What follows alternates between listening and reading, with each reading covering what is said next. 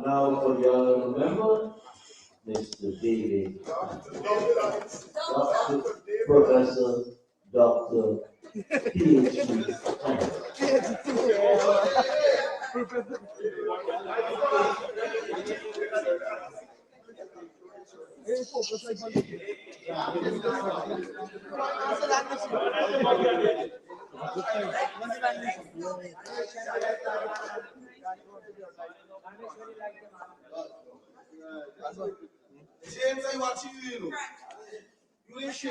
Mr. Speaker, I rise to make my contribution to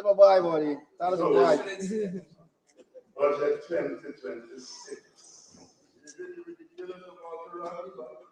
I want to start by reminding this House that Dr. Cheney Jaden attended Queen's College. He benefited from an education at Queen's College. But in his book, The Western Trial, he castigated the education and the experience at Queen's College.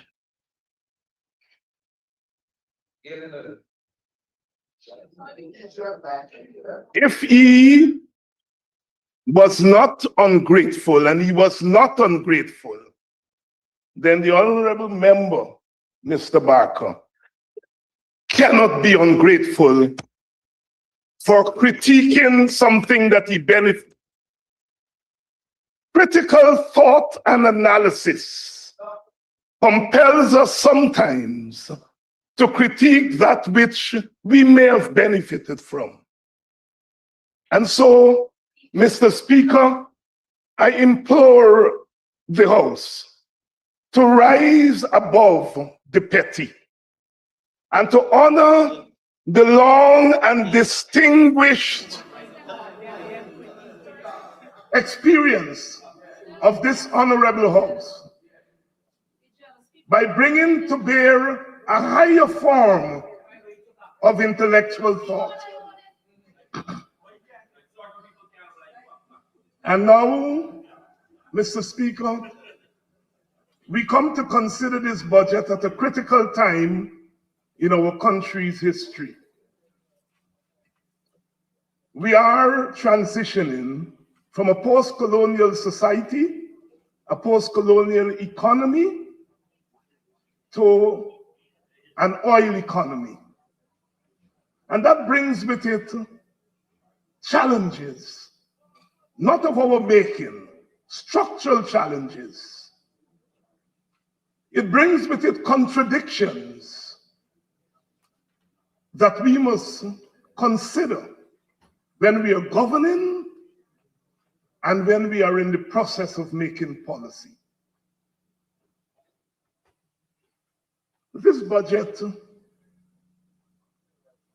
fulfills the promise of the government to bring an early budget, and I want to congratulate the government for bringing an early budget. We must look at this budget with as critical an eye as we can. Some of us, many of us, have chosen to look at the budget with narrow partisan eyes. God bless you. But I choose to go beyond the partisan and to bring a broader gaze at this very important document. We are talking about $1.5 trillion. When I was a boy, if anybody told me Guyana would have a $1.5 trillion budget, I will tell them, go to hell. But this is the reality. Our government has spent, including this budget, $6 trillion in the last 5 years. This is serious business. And I come here not to cuss down the government. I come here to perform the duty of a member of this assembly. Oversight, representation, bringing to this assembly the voices of the people to resonate here. That's all right. I am not reading.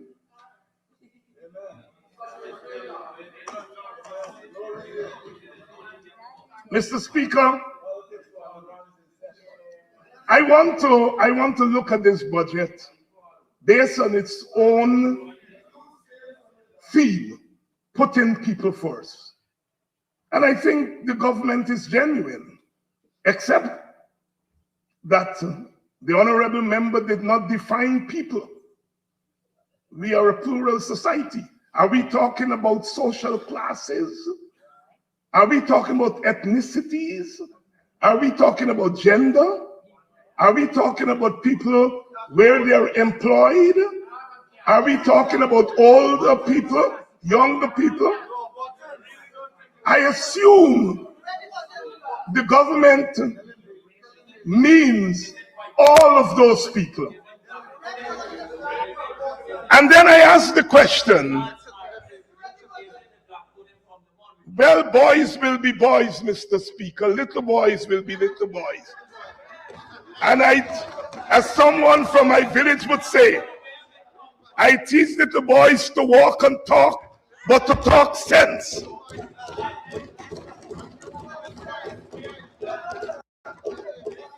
Mr. Speaker, why put people first? If you're putting people first, then you're putting something second, and something third, and something fourth. Are we putting infrastructure second?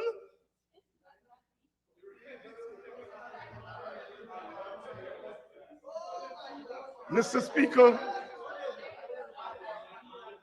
I want to frame the rest of my comments. Yes. I want to frame the rest of my comments using the words of our national poet, Martin Carter.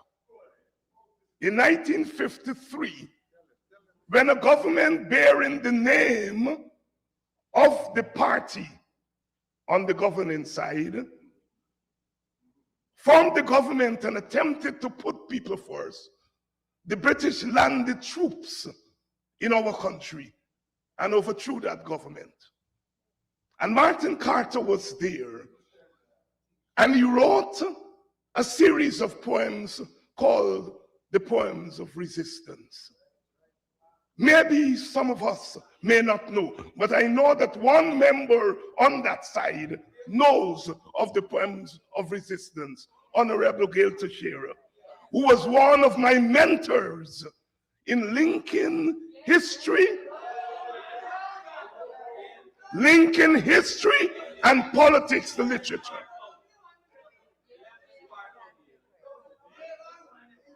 And one of the poems he wrote is a poem that is called "This is the Dark Time, My Love." And most of us should know it because it's on the school curriculum. And Mr. Speaker, if you may permit me to quote from that poem. "This is the dark time, my love. All around the land, the brown beetles crawl about.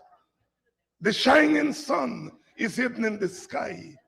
Red flowers bend their heads in awful sorrow. Who comes walking in the dark night time? Whose boot of steel tramps down the slender grass? Is the man of death, my love, the stranger invader, watching you and sleeping. Sleep and aiming at your dream. This is the dark time, my love. It is a season of oppression, dark metal and tears. It is the carnival of misery, the festival of guns. Everywhere, the faces of men are strained and anxious. Mr. Speaker, as we look around our country, everywhere the faces of men and women are strained and anxious. And the anxiety comes because the prices in the market are high because of high cost of living, because 58% of those people are living in misery. 58% of our people are living in poverty.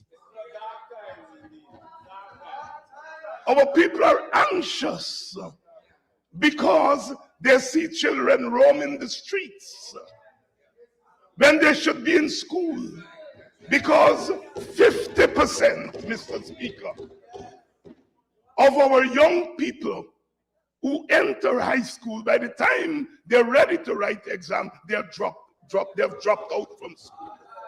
The faces of men are strained and anxious. The faces of men and women are strained and anxious because they are not safe on the roadways. They are being killed by reckless drivers. They are being killed by reckless drivers.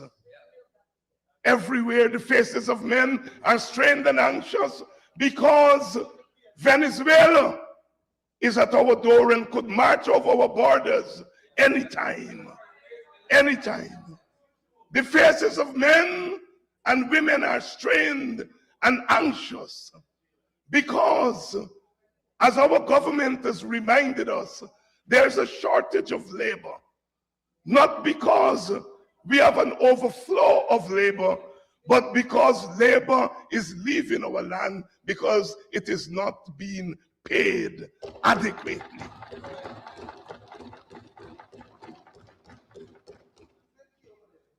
Mr. Speaker, I will spend the rest of my time trying to fill some gaps in this budget. I am not interested in condemning the budget.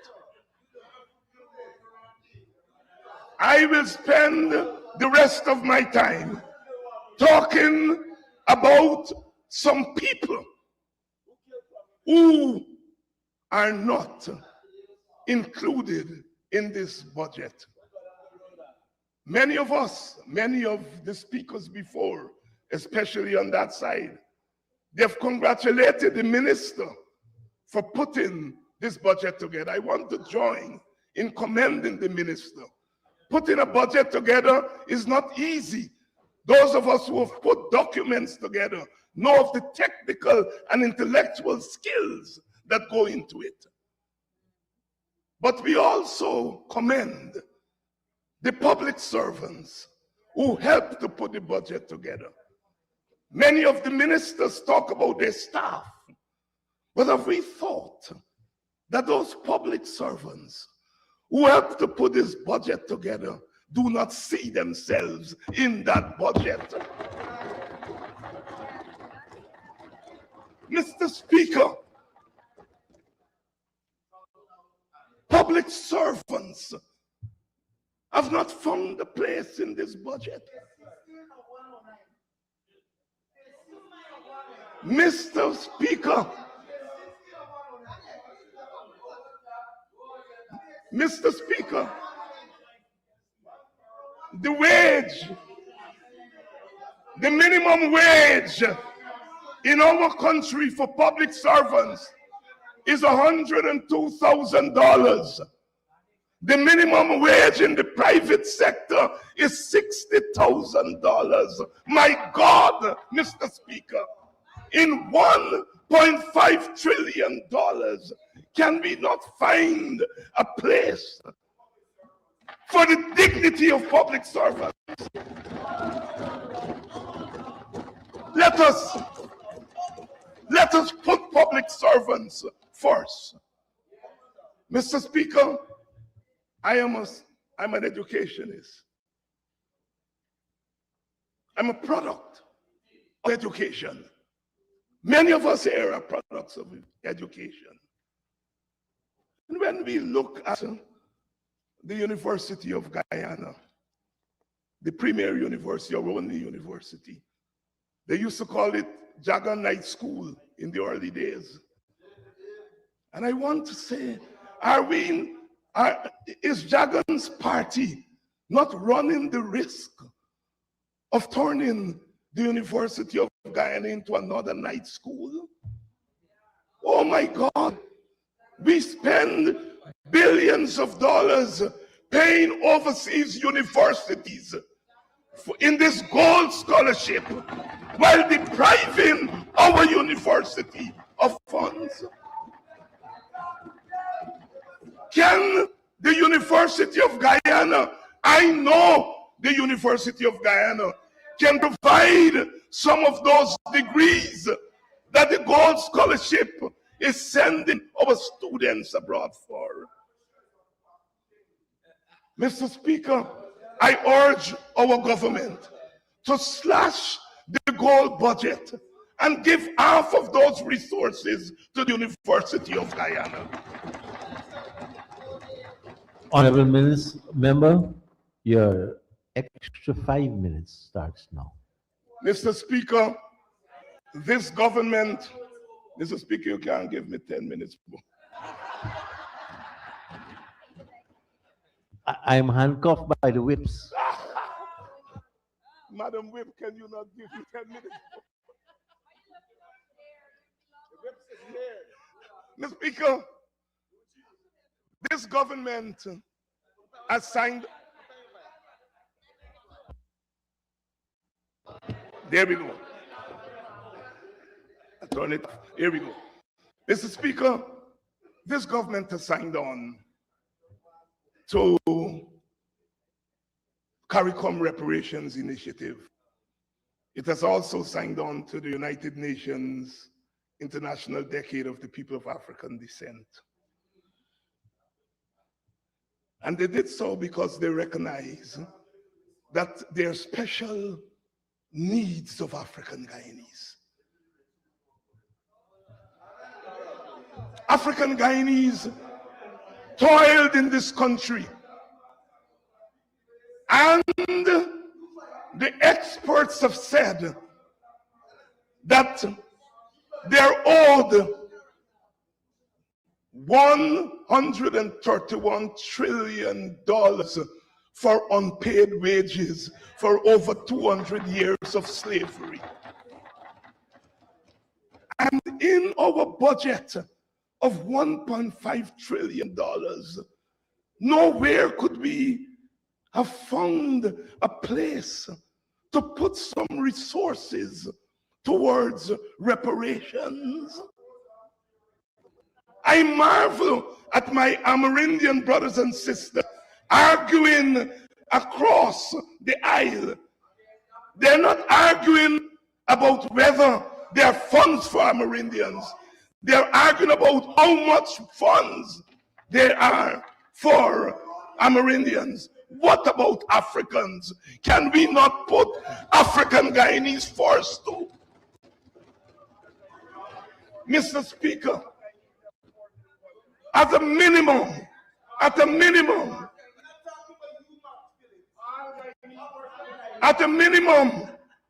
Mr. Speaker, I urge this government to restore the subvention to Ipadaji that it took away. Mr. Speaker, I am glad the Prime Minister's raised his voice. He's an African Guyanese, and the honorable member, Mr. Griffith, said the ancestors are joyful tonight. And I think the ancestors would be more joyful if the African Guyanese on that side of the aisle were to stand up for African Guyanese dignity.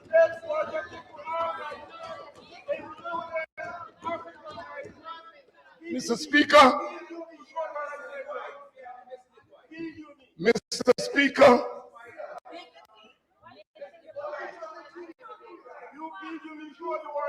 Mr. Speaker, I am glad the ancestors have brought my African Guyanese brothers and sisters over there alive. Come alive! Come alive! Stand up! Stand up erect! Mr. Speaker,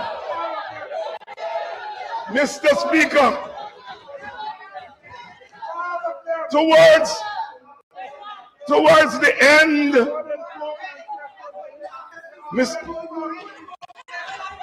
Mr. Speaker, in our presentation, the Honorable Jennifer Westford,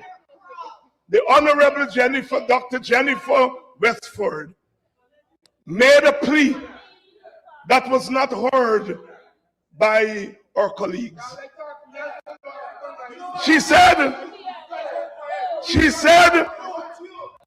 Mr. Prime Minister, honor the dignity of your office, please.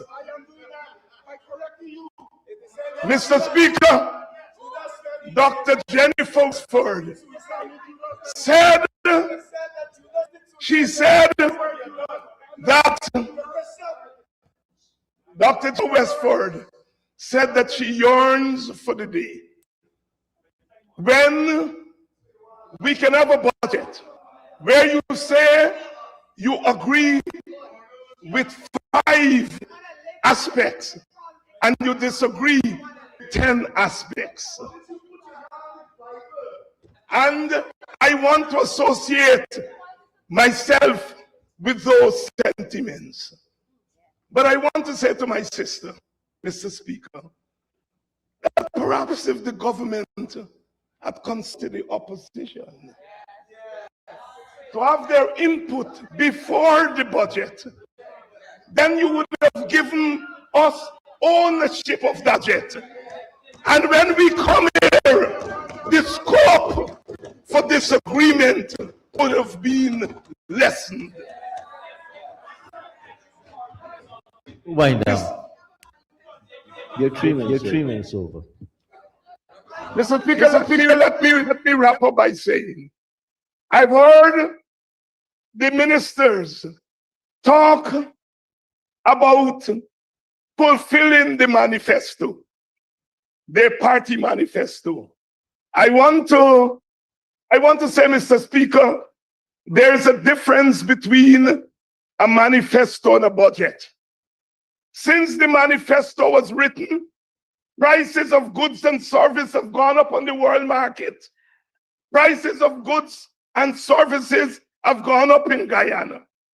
One cannot substitute a budget for a manifesto. A manifesto is a guide. A budget is a national document that has consequences, national consequences, and must be treated as so. Mr. Speaker, thank you very much.